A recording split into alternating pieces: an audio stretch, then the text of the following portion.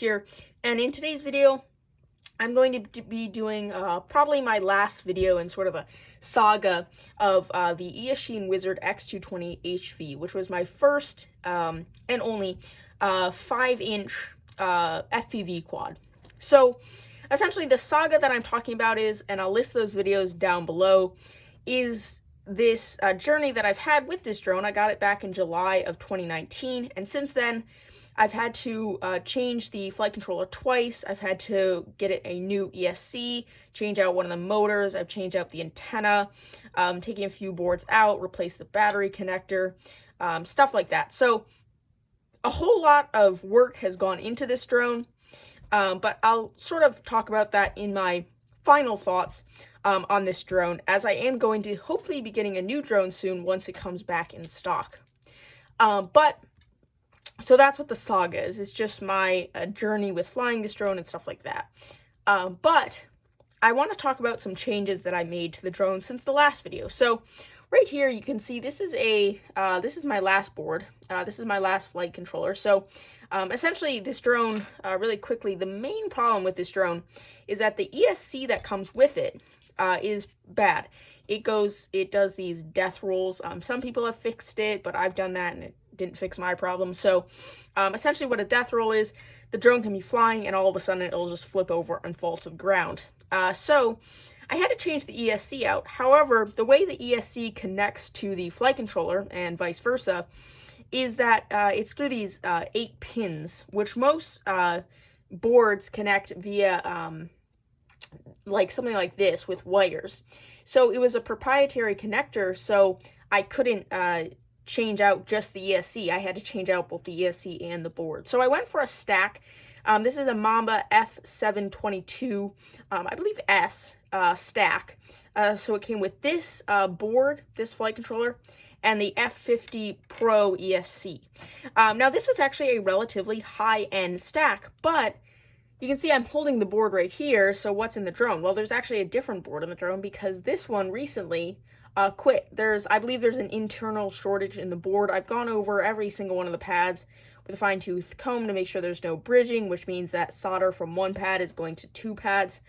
And there's none of that, so there's an internal shortage somewhere, which is kind of annoying, but oh well. So I had to replace it. I got another Mamba just because I had a Mamba ESC, so I'm going to stick with that Mamba. So the ESC is the same, but the board it's another F722, but it's not an S. So the only difference that I can notice, like right off the bat, is it has a USB-C versus a micro USB, and a few other, some ports are switched around and stuff. But anyhow, I've had like 1 or 2 flights with the new board, and it seems to work fine so far, but I don't know how well it'll work and how long it'll last.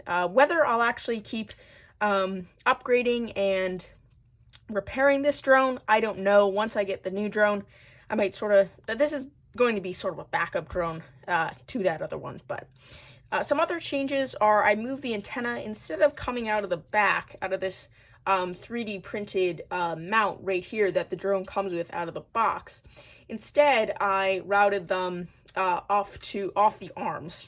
So there's zip ties going off, and I just put the antennas out and then put some heat shrink on them. And that works really well. My antennas have lasted a lot longer now, which is good. And then you can see these are new wires and a new connector. In a crash, I destroyed the wires, so I had to replace those.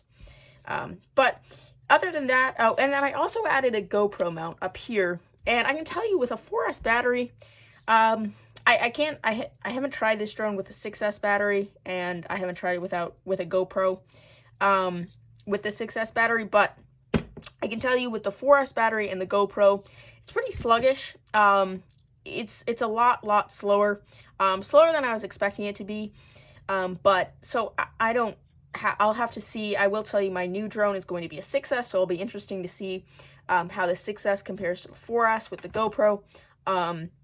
I know it'll do better. I'm just wondering how much better it will do. So, but the GoPro mount, it's not really the normal one that most people put on their drones, but I actually forget why I chose this one, but it works well. I can just slide the GoPro in, and I have a zip tie on there for a little redundancy. But yeah, so those are basically the changes. I'm not sure if I mentioned this in the last video actually, but I did remove there was actually a board in here that had SpeedDB on it, which is basically a way to connect to your drone via Bluetooth rather than plugging it into your computer, so you can actually adjust the settings of your drone on your phone, which is really cool. So, but I removed that since the board that I have in there now, as well as this board, actually have a built-in SpeedDB. So that's pretty cool.